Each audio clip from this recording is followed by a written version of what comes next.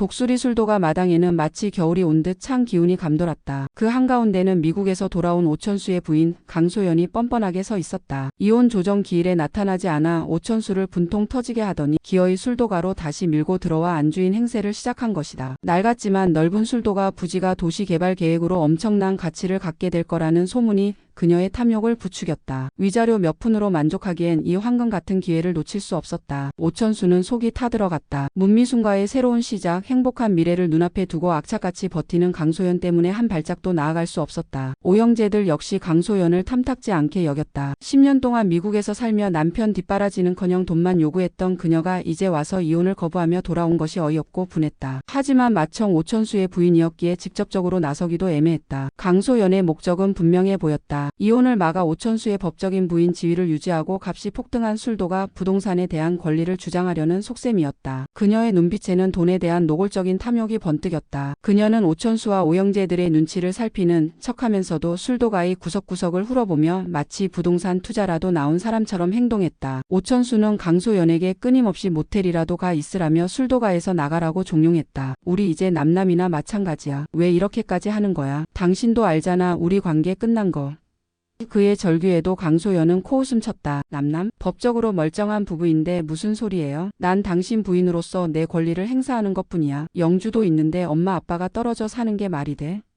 그녀는 철판을 깐 듯 당당했다. 영주를 팔아 동정심을 유발하려 했지만 오천수의 마음은 이미 돌아선 지 오래였다. 강소연은 술도가 식구들 눈치를 살피면서도 마당을 서성이고 집 안팎을 기웃거리며 마치 술도가의 안주인이라도 된 양 행세했다. 특히 마광숙과 한동석 회장의 관계가 심상치 않다는 것을 눈치챈 후 그녀는 마광숙의 약점을 잡기 위해 혈안이 되었다. 마광숙이 오형제들, 특히 재혼에 민감한 오홍수에게 배신자 취급을 받으며 힘들어하는 상황을 강소연은 즐기는 듯했다. 그래, 이렇게 집안이 시끄러워야 내가 비집고 들어갈 틈이 생기지. 마광숙 저 여자만 처리하면 이 집은 내 거야. 그녀의 검은 속내는 점점 더 깊어졌다. 그 무렵 서울에서 사업을 하던 한동석 회장은 문득 미국에 사는 대학 동창 생각이 났다. 몇 년 전 미국 출장길에 잠시 만났던 그 동창은 당시 의료계, 특히 산부인과 쪽에서 일하고 있었다. 오랜만에 안부 통화에서 동창은 과거 미국에서 겪었던 좀 시끄러웠던 의료사건에 대해 무심코 이야기했다. 아 맞다. 너 혹시 강소연이라고 알아? 오래전에 미국에서 살던 한국 여자인데 그때 좀 시끄러웠거든. 아이 문제로 법적 다툼까지 가고 유전자 검사 때문에 우리 병원에도 왔었어. 한동석은 강소연이라는 이름에 귀가 번쩍 뜨였다. 오천수의 부인 이름이었다. 동창은 계속해서 당시 강소연이 아이 문제로 겪었던 복잡한 상황을 설명했다. 아이의 친아버지 문제로 법적인 다툼이 있었고 그 과정에서 유전자 검사까지 거쳤다는 이야기였다. 동창은 당시 의료계에 종사하고 있어 그 사건의 내막과 결과를 비교적 자세히 알고 있었다. 결국 친자 확인 결과가 안 좋게 나와서 좀 복잡해졌었지. 그 아이 친아버지가 따로 있다는 걸로 결론 났고 그래서 그쪽 남자가 양육비 문제로 꽤 시달렸었지. 한국으로 돌아갔다고 들었는데 한동석은 동창의 말을 듣는 내내 심장이 쿵쾅거렸다. 강소연, 미국, 아이, 친자 확인, 다른 남자 친자 판명. 이 모든 조각들이 오천수의 부인 강소연과 그녀의 딸 영주를 가리키고 있었다. 설마 오천수의 딸 영주가 친딸이 아니란 말인가? 그는 태연한 척 통화를 마쳤지만 머릿속은 온통 그 생각뿐이었다. 그는 곧바로 자신의 법률팀과 정보원들을 통해 미국에서 강소연과 관련된 과거 기록을 알아보게 했다. 특히 딸 영주의 출생 및 양육 관련 서류와 당시 진행되었을 법적 절차에 대한 정보를 집중적으로 조사했다. 며칠 후 충격적인 결과와 함께 명백한 증거 서류들이 도착했다. 강소연이 미국에서 아이 영주의 친자 관계 문제로 법적 분쟁을 겪었고 그 과정에서 오천수와의 친자 관계가 아니라는 사실이 명확히 확인되었다는 증거였다. 영주는 오천수가 아닌 미국에 있던 다른 남자의 친딸이었으며 강소연은 그 사실을 숨기고 오천수와 결혼하여 영주를 그의 딸인 것처럼 키워왔던 것이다. 이혼 조정 기일에 나타나지 않고 술도가로 돌아온 것도 영주를 언급하며 이혼을 거부하는 것도 모두 술도가 부동산을 노린 계획적인 행동이었음이 분명해졌다. 한동석은 이 엄청난 진실을 알고 경악을 금치 못했다. 동시에 분노가 치밀었다. 강소연은 오천수라는 순진한 남자를 속여 결혼하고 그의 딸이 아닌 아이를 그의 호적에 올렸으며 심지어 기러기 아빠로 고독하게 살았던 오천수의 지난 10년을 철저히 기만했던 것이다. 이제 와서는 그 모든 거짓 위에 서서 술도가 부동산까지 가로채려 하고 있었다. 마광숙이 자신의 재혼 문제로 오형제들, 특히 오홍수에게 배신자 취급을 타격을 받으며 힘들어하는 상황을 강소연이 부추기고 이간질했다는 것을 생각하면 더욱 용서할 수 없었다. 자신의 사랑하는 여자가 악녀 때문에 고통받는 것을 더 이상 두고 볼 수 없었다. 그는 지체 없이 마광숙에게 이 사실을 알렸다. 마광숙은 한동석의 말을 듣고 충격에 휩싸였다. 영주가 오천수의 친딸이 아니라고? 강소연이 그런 상상조차 할 수 없는 엄청난 거짓말을 하고 오천수 씨와 결혼했단 말인가? 그리고 그 거짓말을 발판 삼아 지금 술도가를 빼앗으려 한다고? 마광숙의 얼굴이 순식간에 분노로 물들었다. 그동안 강소연의 뻔뻔한 행동과 자신을 향한 이간질에 쌓였던 분노가 폭발했다. 그녀는 강소연의 악랄함과 탐욕에 치를 떨었다. 더 이상 참을 수 없었다. 오천수 씨가 당한 고통, 오형제들이 속았다는 사실, 그리고 자신에게 쏟아지는 오해까지. 이 모든 것이 강소연의 거짓에서 시작된 것이었다. 마광숙은 결심했다. 저 악녀의 실체를 만천하에, 아니 최소한 독수리술도가 사람들에게라도 제대로 까발려야 했다. 다음 날 아침 독수리술도가 마당. 강소연이 오형제들에게 잔소리를 늘어놓으며 술도가의 안주인인 양 행세하고 있을 때 마광숙이 차갑게 가라앉은 목소리로 입을 열었다. 아가씨, 더 이상 당신이 여기에 있을 이유는 없어요. 이제 그만 나가 주시죠. 강소연은 마광숙을 비웃었다. 무슨 소리예요, 형님? 여기가 내 남편 집인데 내가 어딜 가요? 형님이야말로 이 집안 며느리도 아니면서 왜 이래요? 그녀는 마광숙을 자극하며 오형제들의 눈치를 살폈다. 오형제들은 여전히 마광숙을 써먹하게 대하고 있었다. 마광숙은 흔들리지 않았다. 그녀의 눈빛에는 확신과 분노가 담겨 있었다. 당신 남편이요? 오천수 씨가 당신 남편인 건 맞지만 영주 아빠는 아니잖아요. 마광숙의 폭탄 선언에 술도가 마당에 있던 모든 사람들의 움직임이 멈췄다. 강소연은 얼굴이 하얗게 질려 눈빛이 흔들렸다. 무슨 말도 안 되는 소리를 하는 거예요? 형님이 지금 뭘 안다고 그래요? 그녀는 더듬거리며 부정했지만 이미 목소리에는 당황한 기색이 역력했다. 마광숙은 품에서 서류 봉투를 꺼내 들었다. 그 안에는 한동석 회장이 건네준 미국 법원 서류와 친자 확인 관련 기록들이 담겨 있었다. 이건 미국 법원에서 확인된 서류예요. 영주가 오천수 씨의 친딸이 아니라는 명백한 증거가 여기 있어요. 그녀는 서류를 강소연에게 던지듯 내밀었다. 강소연은 서류를 받아들고 손을 떨었다. 그 안에는 그녀가 평생 숨기고 싶었던 자신의 모든 것을 무너뜨릴 진실이 고스란히 담겨 있었다. 오천수는 충격에 휩싸여 마광숙과 강소연을 번갈아 보았다. 소연아, 형수님이 지금 무슨 소리 하는 거야? 영주가 내 딸이 아니라고?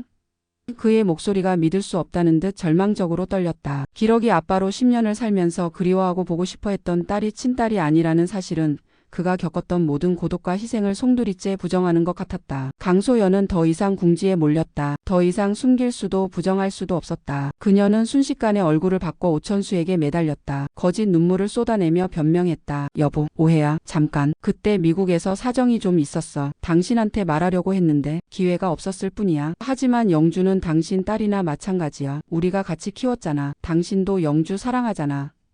그녀는 필사적으로 오천수의 마음을 돌리려 했지만 이미 때는 늦었다. 오천수의 눈빛은 배신감과 고통 그리고 깊은 실망으로 가득 차 있었다. 거짓말쟁이. 내가 어떻게 나한테 이럴 수가 있어. 어떻게 영주를 가지고 나를 속여.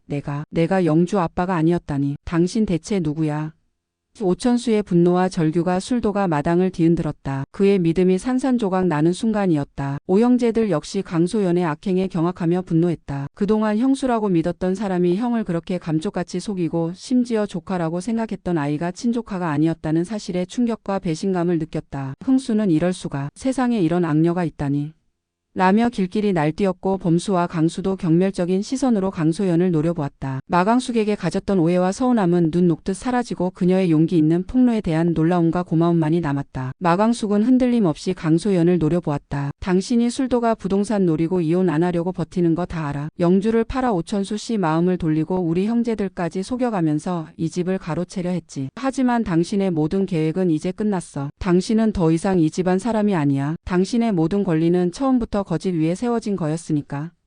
마광숙의 단호한 목소리가 강소연을 짓눌렀다. 상황은 걷잡을 수 없이 빠르게 진행되었다. 한동석 회장은 약속대로 자신의 인맥과 법률팀을 총동원하여 강소연의 불법적인 한국 체류 문제와 오천수와의 혼인 무효 소송 또는 이혼 소송을 동시에 진행했다. 영주가 오천수의 친딸이 아니라는 미국 법원 기록이라는 명백한 증거가 있었기에 소송은 일사천리로 진행되었다. 강소연이 술도가 부동산에 대한 어떤 권리도 주장할 수 없음은 물론이었다. 그녀의 한국에서의 체류 자격 역시 오천수의 부인이라는 점에 전적으로 기반하고 있었기에 혼인이 무효화되거나 이혼이 성립됨과 동시에 불법 체류자 신세가 될 위기에 처했다. 강소연은 필사적으로 발버둥 쳤다. 변호사를 선임하고 싶었지만 이미 한동석 회장의 압력과 명백한 증거들 앞에 어떤 변호사도 그녀를 돕기 꺼려했다. 그녀는 오천수에게 다시 매달렸지만 그의 마음은 싸늘하게 식어버렸다. 오형제들은 그녀를 경멸했고 마광숙과 한동석 회장의 강력한 대응 앞에 그녀는 무력했다. 술도가에서 더 이상 버틸 수 없다는 것을 깨달았다. 결국 강소연은 이혼 서류에 도장을 찍을 수밖에 없었다. 오천수와의 결혼은 끔찍한 거짓으로 얼룩졌고 술도가 부동산을 노리던 탐욕스러운 계획은 물거품이 되었다. 이혼 절차가 마무리됨과 동시에 그녀의 한국 체류 자격은 박탈되었다. 법원에서 이혼 판결이 확정되던 날 공항으로 향하는 강소연의 뒷모습은 초라했다. 술도가를 노리던 탐욕스러운 눈빛은 사라지고 패배감과 분노 그리고 막막함만이 남아 있었다. 한국에서 누리려 했던 부와 지위는 모두 사라지고 그녀는 자신이 왔던 곳